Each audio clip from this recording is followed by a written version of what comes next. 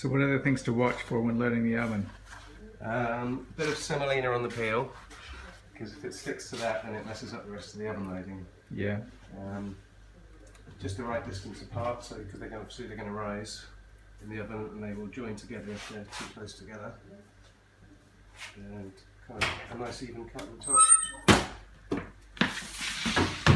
You don't want them to touch? No. Just fuse together and it kind of deforms them as well. They branch out towards the other one if they're too close. All right.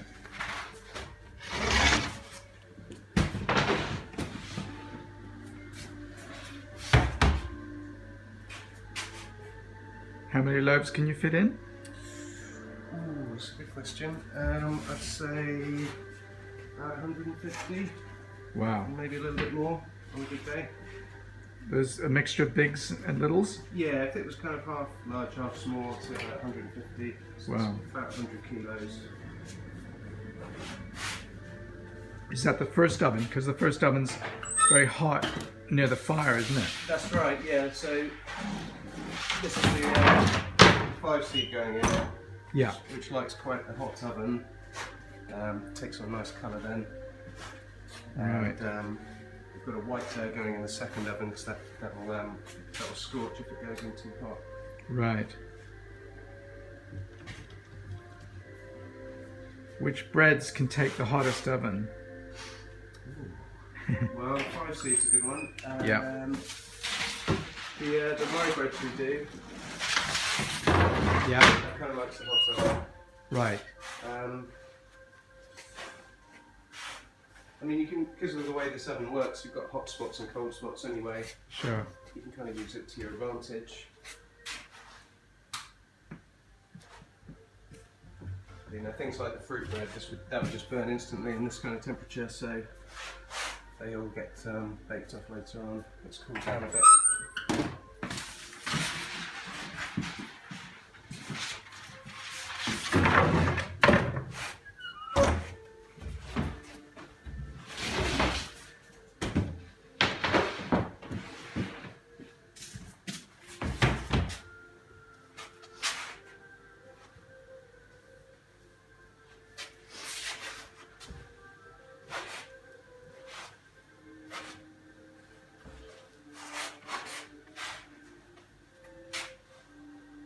It's a big oven.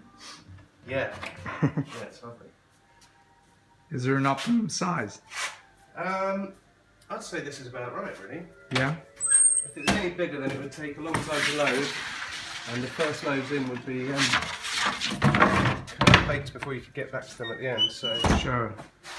yeah, it's just about right this size. That's the thing, once it's in, the bread's in, you can't move it really. No, you can't get to the first ones. They're right at the back.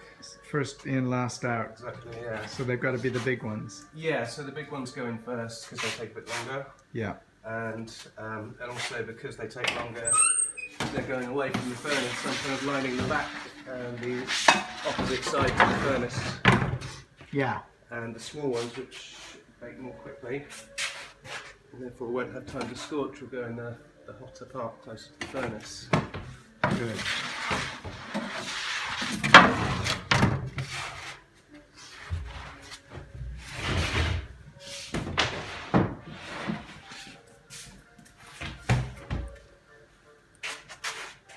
I think the oven just looks like a black hole. Yeah. Yeah, it's kind of impossible to get the light in. Yeah.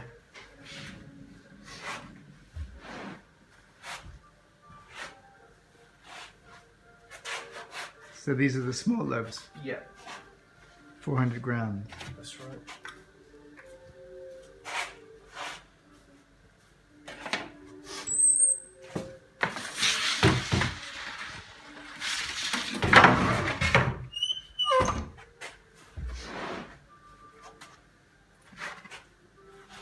The best thing about this kind of oven is because there's just so much mass in bricks and stones and slabs.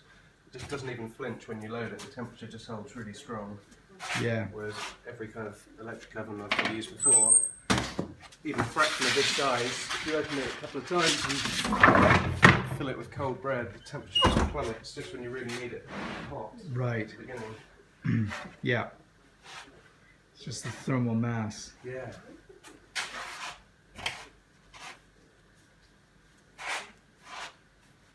And it's good to fire it every day. Yeah. Yeah, it makes quite a difference if we're closed for a day. Yeah. Fortunately, that rarely happens. Which we're not.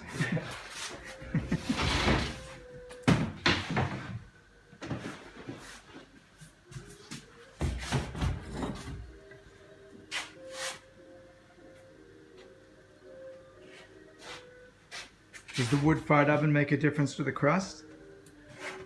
I'm not sure. I'm really not sure. I mean, there's no wood burning when we bake. No. It's just the residual heat, so it's hard to say. I mean, like I say, I think the biggest thing is just the fact that it holds its temperature so well. And that we bake directly on the oven floor, both the things together, mean you get fantastic oven spring. The bread really leaps up as soon as you put it in there. Yeah. Within a few minutes, it's kind of doubled in size. Doesn't have a chance.